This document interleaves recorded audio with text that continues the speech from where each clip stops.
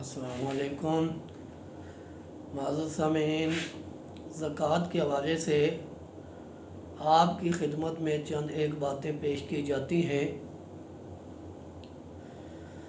ज़कात के हवाले से ये बात ज़हन नशीन होनी चाहिए कि जिस शख्स के पास 7.5 तोला सोना हो या 52 तोला चांदी हो तो उस पे 1 साल के बाद 40वां हिस्सा जो उसकी कीमत बनती है उसका 40वां हिस्सा ज़कात देनी होगी, यानी 100 में से 2.5%।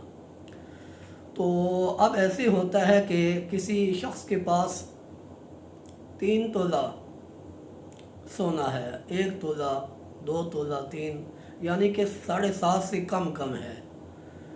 तो उस पे ये है कि अकेला इतना सोना हो तो उस पे आपकी ज़कात नहीं बनती, या ऐसे है कि 1 तोला, 2 तोला, 3, 5 यानी 7.5 से कम है, आपके पास सोना मौजूद है। अब अभी साल मुकम्मल होने से कबल आपके पास मज़ीद कुछ कैश आ गया, तो अब उस तमाम सोने को उसकी कीमत जो है ना लगाई जाएगी, साथ वो जो कैश है वो भी मिला के। तो अब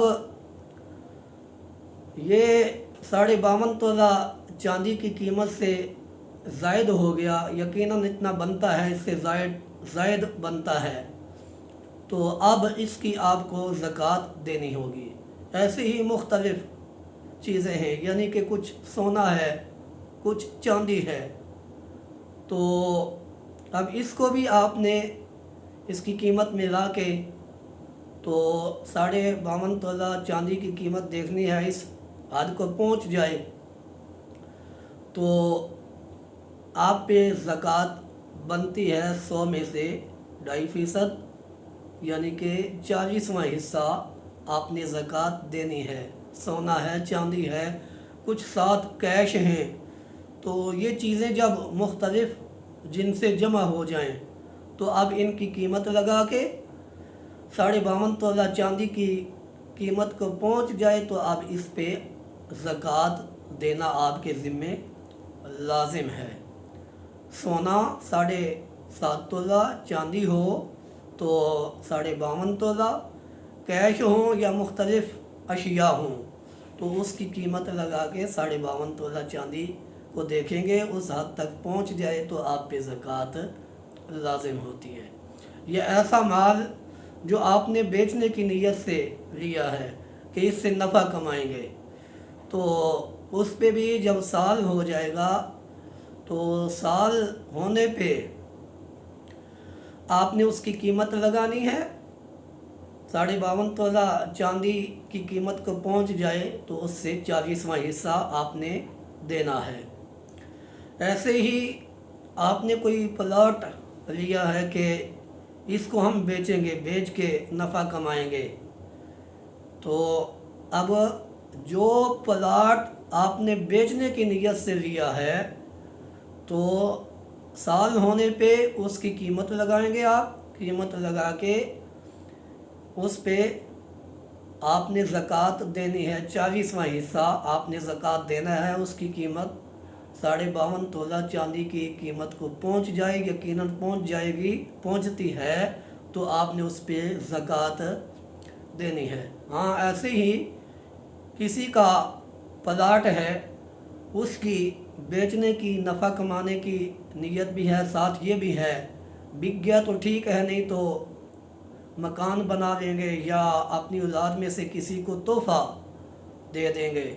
अब यहाँ पे दो नीयतें जमा हो गई हैं, तो अब आप पे इसकी ज़कात नहीं बनती। फ़कत बेचने की नीयत से जो माल लिया जाता, जिससे नफ़ा कमाना मकसूद था, तो उस माल की ज़कात आप पे साल बाद बनती थी। ऐसे ही किसी शख्स के पास 3 तोला सोना है 2-3 तोला सोना है या चांदी है 52.5 तोला से कम है। अब साल मुकम्मल होने से एक दिन पहले उसके पास मज़ीद कुछ माल आ गया, अब उस तमाम की कीमत लगाएंगे। 52.5 तोला चांदी की कीमत को पहुंच जाए तो आप पे ज़कात बनती है।